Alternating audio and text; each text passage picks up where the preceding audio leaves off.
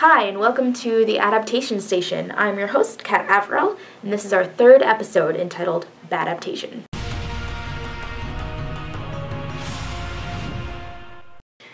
Do you know what really gets me, and I mean like really rustles my jimmies? A bad adaptation. A badaptation, if we're going to portmanteau. You know, those big blockbuster movies or comic continuations of canceled favorites that promise to let you see all your old pals in fantastic new ways. You get so excited, and then they take all that faith and trust and just grind it into pixie dust. Yeah, those adaptations. In the last video, we talked about how an adaptation from one medium to a more expensive to produce medium, like a film adaptation, can often be judged by how well it does monetarily. And that can translate to a larger judgment on how worthy a narrative is of being circulated still. Now, that means if one of those large investment, big budget adaptations is subpar and thus does poorly, it can really be a blow to the people who value the source material. This opens up a lot of concerns about source fidelity in adapted works. How much does the creator of an adapted work owe to the original work? How much do they owe to the fans of the original work?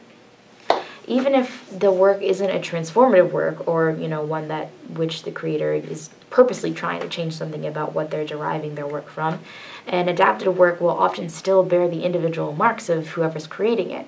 They'll put their own unique spin on the material, and we may very well end up hating them for it. I mean, sometimes it's not like the adaptations are bad, it's just that the source material is really near and dear to our hearts, and it's just, some bits aren't quite what we expected.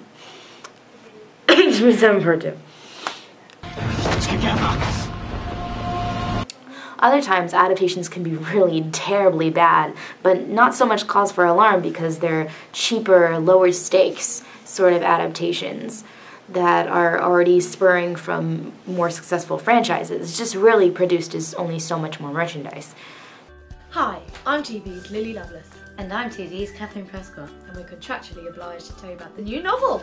But sometimes badaptations can really go beyond the pale, and that can be lethal to a work hoping to break mainstream. Take, for example, The Last Airbender, a horrible film adaptation of a truly exceptional animated children's show, Avatar: The Last Airbender, from Nickelodeon. Now, The Last Airbender is infamous for one of the worst cases of miscasting in recent memory. It's one thing if you choose an actor or actress that doesn't really quite embody the air that people picture from their fictional characters. It's quite another when they're entirely the wrong race or ethnicity. There are no white people in Avatar. And even the people they did cast were not particularly transcendent actors, although it might not be entirely their fault since the dialogue is god-awful and the plot is so confused. I mean, it's a big job condensing all of Book 1 of Avatar: The Last Airbender into one movie, but it could be done. They're just kind of meandering around and uttering things like this little gem. There are reasons each of us are born. We have to find those reasons. And of course, The Last Airbender's other famous fail, the terrible fight scenes and special effects. Conceding to technical limitations is fine. I mean, moving from an animated series where one can make some pretty spectacular visuals to a live-action one, which is significantly more constrained by things like, say, physics, one thing that this series is particularly intended to break, I still think they could have done a little bit of this. Most people's problem with the fight scenes were sequences like this, where there was a lot of extraneous showy movement for relatively little moving of elements. In the animated show Avatar: The Last Airbender, the elements seem like true extensions of the bender's body. Take, for example, Katara's fight scene with Master Pakku. In the animated series, this was the culmination of Katara's fight against sexism within the Northern Water Tribe. She demanded to be taught waterbending alongside the boys and had to fight Master Pakku to prove her worth. And she got pretty heated about it. The fight in the series was a big showpiece that characterized all the emotions that Katara was feeling. Her rage, her defiance were captured in the water that she bended. In the film, it's just a tepid little training exercise that's not only constrained by the technical failures of the film overall, but completely ignores the context in which it occurred. Katara doesn't get anything so auspicious as a fight against institutionalized sexism. In fact, that's one of the many ways that her character is watered down. over the course of the film. In fact, diluting the female character presence was kind of present throughout the film. Although it wouldn't be until the next hypothetical movie in which we got integral characters such as Toph and Azula, this movie could have included Suki, and in fact did originally, but all of her scenes ended up on the cutting room floor. The boys didn't exactly escape scot-free either. In the animated series, Sokka can serve equally as a voice of reason and comic relief, although obviously we all love the comic relief better because he's a really funny guy. But M. Night Shyamalan cut out basically all of Sokka's humor to achieve a more epic feel for the movie.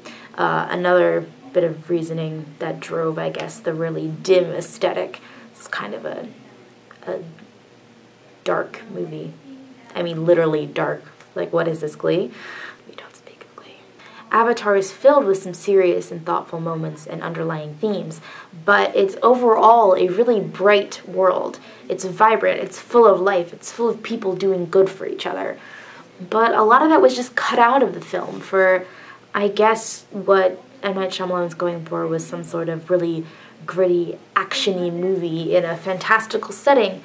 But Avatar was far more about doing good for others, friendship, and loyalty than it was about fighting. In the end, I'd take bad CGI any day over this soulless, trite piece of crap that we got.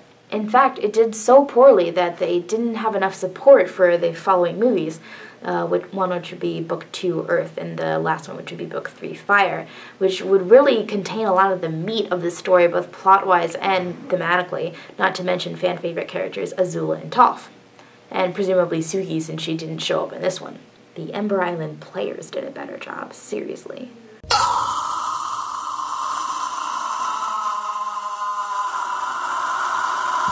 There. I got a pretty good look at you. So an adaptation can shake things up. It can have its own spin on things, and it can concede to certain technical limitations, but it should keep the heart of the work. If you're just going to reproduce a hollow shell of a beloved work simply to shill it commercially, then I don't want anything to do with that, and nobody else will either. And this is actually important. It could have far-reaching effects. More commercial or mainstream versions of stories are the ones that people are more familiar with. I mean, think about it. Out of all the Disney movies you've seen, how many of the fairy tales or legends behind them are you familiar with? We reincarnate our modern mythology constantly, and change is good. We should embrace change. But that doesn't mean we should throw time, effort, and money after unsatisfactory projects. So, do better, Hollywood. So thanks for venting with me. This has been the Adaptation Station, and I'm your host, Kat Averill, signing off with our third episode, Badaptation. See you next time.